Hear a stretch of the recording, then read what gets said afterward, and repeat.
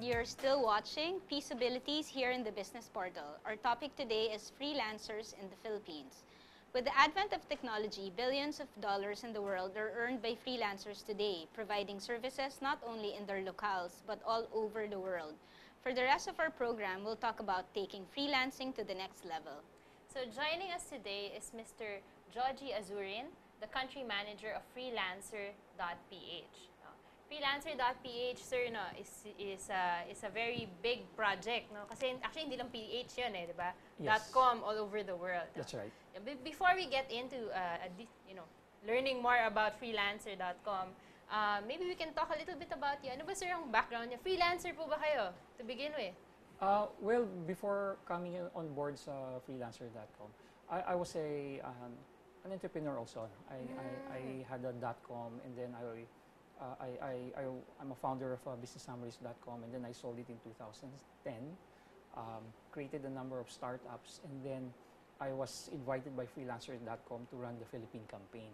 I see. And because since I've been mentoring, I'm helping other people set up online businesses. For me, mentoring 300,000 Filipinos who are members, Yes. no? That's a lot. Yes, since that's part of my advocacy, it's suddenly it's now my day job. So my advocacy is my day job. So I decided to take it in, and I'm very excited about being part of freelancer.com. I see. Maybe we can show those two pictures again. No? These are snapshots of freelancer.com.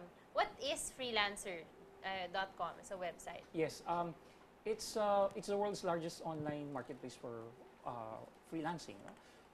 You're a graphics artist, you're a programmer, you're a writer, you're a translator, you're an architect. Basically, if you render service, you can go to our site and start getting projects.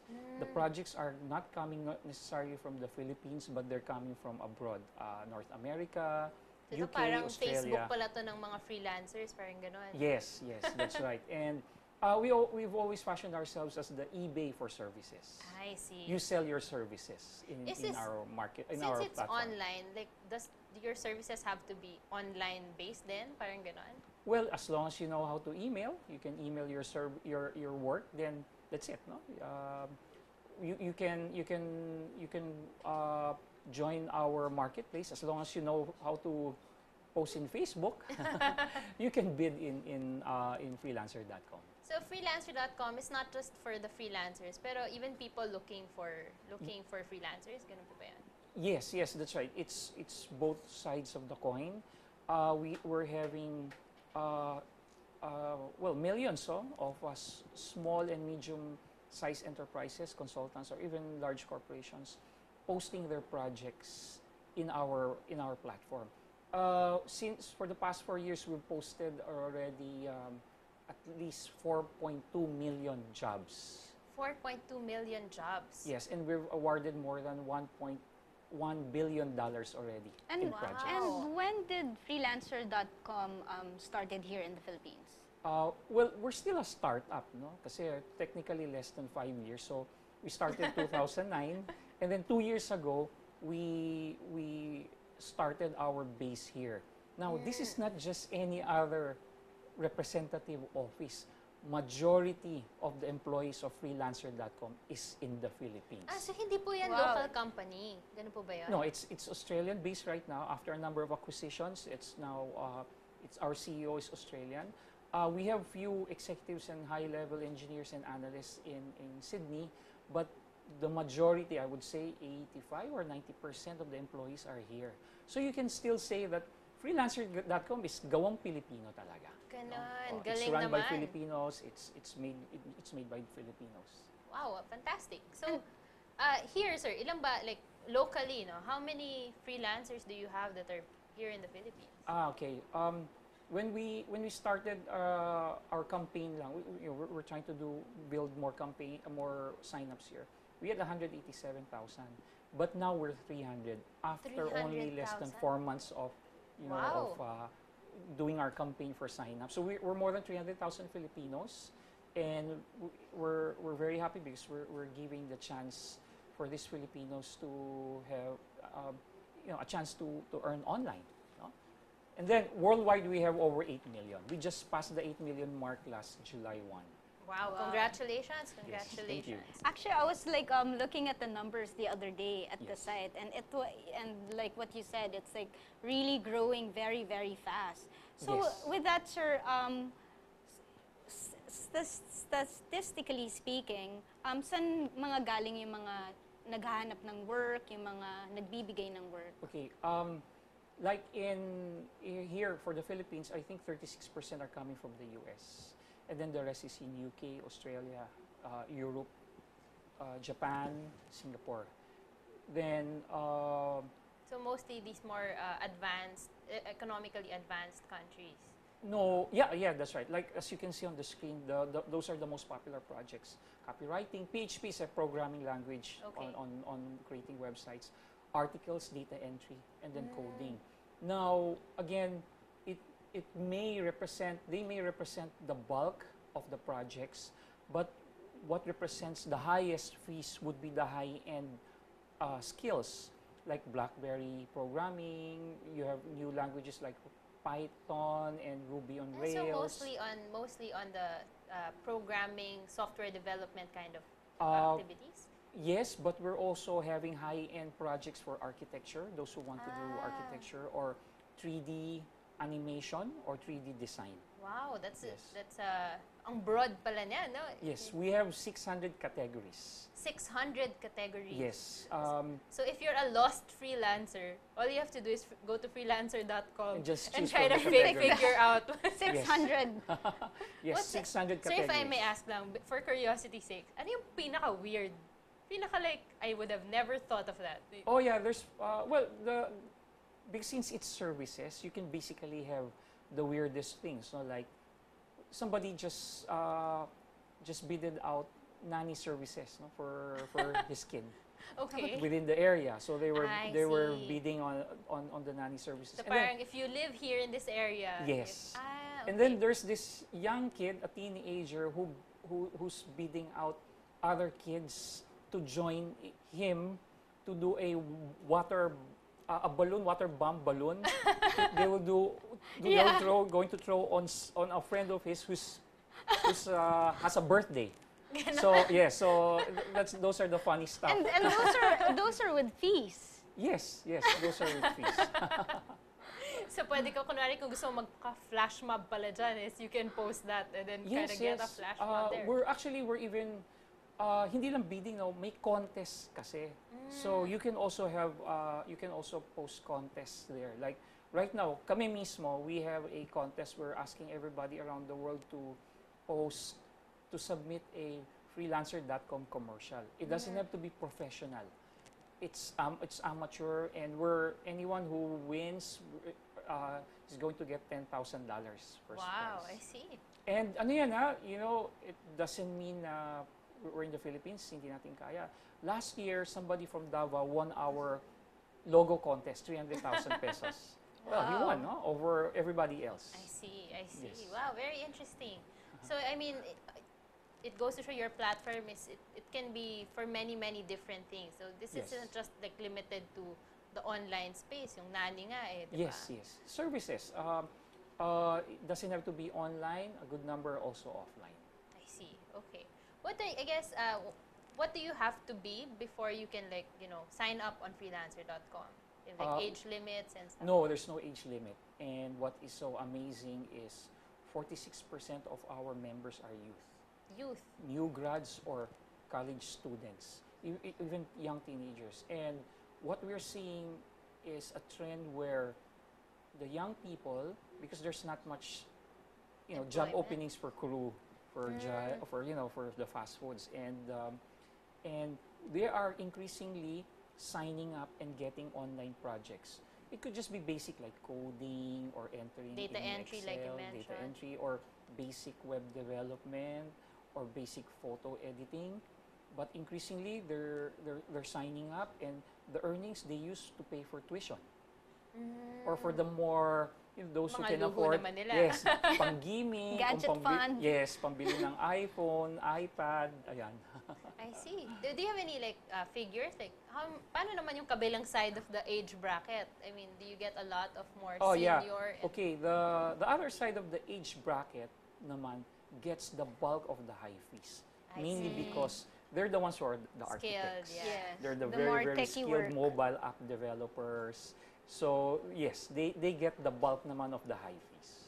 locally, sir, because your platform is global, no? Yes. So the real benefit is kahit nasa Pilipinas ka, anyone in the world, you can service as long as, you know, Yes. email nga, di ba? That's But right. how about locally? Are you able to, is it something that a lot of like local companies are looking for, like freelancers here? Oh, yes. For the past few months, I'm not sure if we have a slide there. We can show the slide. Increasingly, like I said, 36% are coming from the US. We've noticed that, yes, there, 3.7% now are coming from Philippine companies. And this is, before we don't have, the Philippines is not even on the top 8. The past few months, the Philippine companies having been more aware now of the benefits of freelancer.com, they start to sign in and outsource their projects. Mainly because these are just probably temporary projects. You know, they don't need them for employment, so they post the projects and start outsourcing it to Filipinos. Wow, very interesting. So, Yes. parang hindi lang yan, even locally, Oo. the freelance industry is kind of Nagana nakikilala siya. na. Nakikilala na siya, and may mga, nakikita nila yung mga advantages talaga by using our platform. I see. So for the longest time, what we've seen of doing research for this episode is Yes. a lot of the freelancing work is more of like writing articles for websites and stuff. That's right. But it seems to me that with freelancer.com, like it expands that. So it's not just writing, no? Like Yes, hindi lang writing. Again, coding, translation. translation, so kunwari Yeah, English to you're Filipino, familiar with Korean. French to ganyan. Yes, maraming Oh. projects na ganon. Lahat ng engineering, business plans, tutoring. Tutoring. Yes, nagpapatuloy mga estudyante na yung ano. And then may nagpapagawa ng thesis.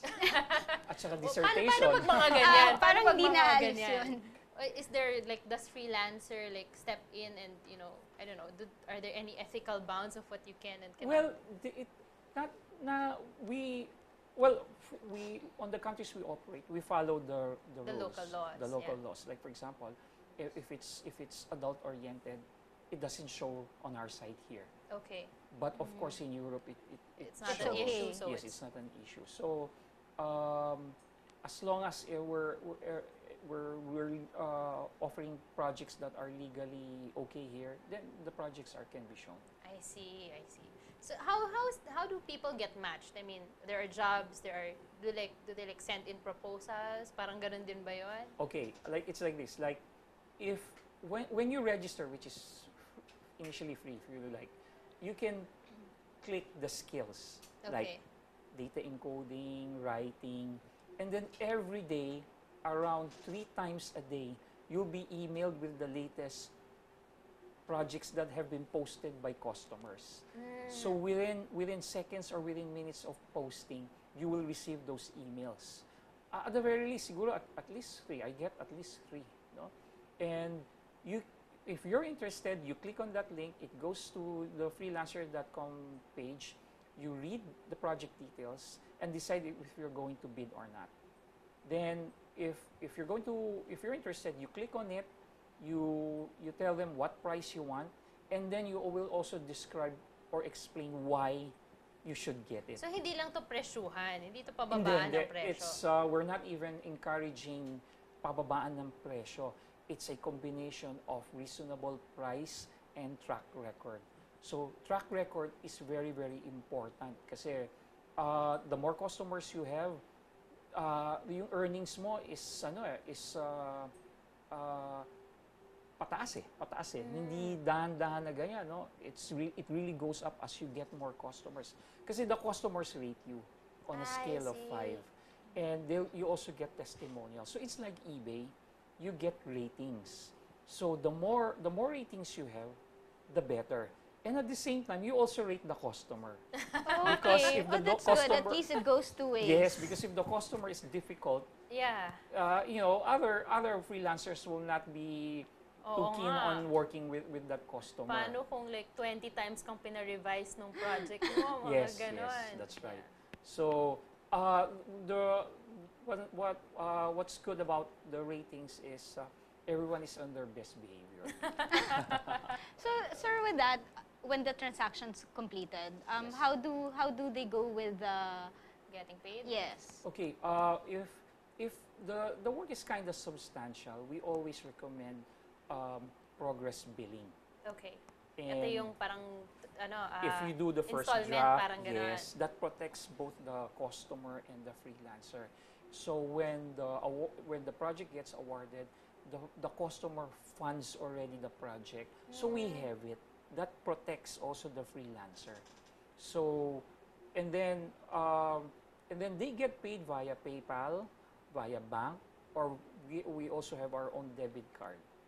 Okay. And we're coming up with new payment options where like you don't need a bank account, and you can just receive it via remittance. I see. Yes. I have a question. Is your platform built in such a way when you can collaborate with different freelancers, or maybe kung ako yung in need of a service, Mhm. which I need more than like one person to do, like I can like outsource to 10 or something. Well, you can divide it into 10 tasks, but for a good number of our freelancers who have leveled up, which we are encouraging, these freelancers take in bigger jobs, than that they can individually do, and then they outsource it I to see. the other freelancers. So we're also encouraging those who have who believe that they can take in more earnings, and parang ano na lang sila, isa-subcon din nila. I see. Oo. see. Yun Kasi, maganda yun eh. Because they have the track record din They have the diba? track record. They can take in projects. So we're asking them to take in more projects than they can individually handle. So there's not like, kailangan natapos ko muna tong project na to, tapos tsaka lang ako mabibigyan ng isa pang project, ganyan. Pwedeng madami. Basta, basta marunong ka na sa skills ng delegation. Pwede mo nang gawin yun. So it's okay, like if parang there's no limit to how many projects you can take, no? Yes. Except, reasonably what you can deliver. Yes. Like for example, we have this writer who's one of our top freelancers. She's earning $400,000. That's in dollars, huh? In a month? No, for the whole, just The for the whole- past several years, two Wow. years. But No, but So that's we were- even that significant kahit i-break down mo yun. yes. So what we know is she takes in the bigger jobs, and then she already has a team of writers. I see. Very Yes. interesting.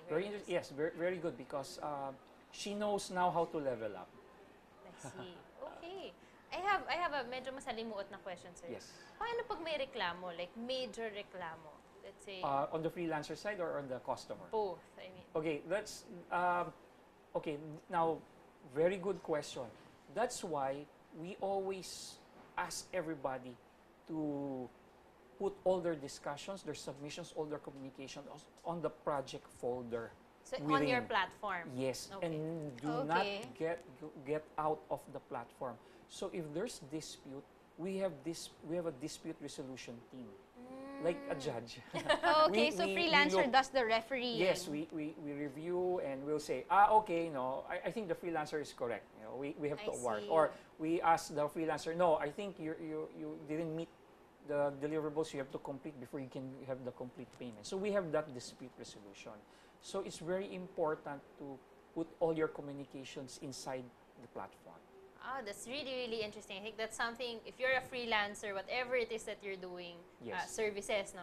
I think it's really beneficial that they go check out freelancer.com. No? Yes, that's right. So, at this point, we should go to a commercial break, but please remember that we will answer your questions and read your opinions if you message us on 0917-853-7333.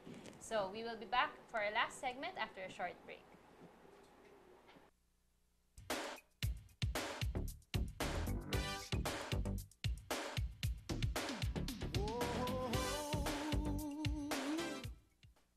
Di ko sinasabi sa'yo na magkakakotse ka next year o magkakakondo ka next year. Di ko sinasabing magkaka-house and lot ka na may swimming pool at sariling bakuran o magiging manager ka ng sarili mong fast food restaurant. Di ko sinasabing makakapag-European tour kayo ni Mrs. next month o mapapag-aral si Bunso sa UP at si Kuya sa Ateneo sa susunod na pasukan. Di ko sinasabi ang lahat ng ito para bulahin ka na maraming pwedeng mangyari sa buhay mo bukod sa kung ano ang meron ka ngayon. Ang sinasabi ko lang, walang mangyayari kung manonood ka lang. Tawag ka o text mo kami o i-click mo ito www.kskcoop.com. Sabi ko sa'yo, posible ang mga ito.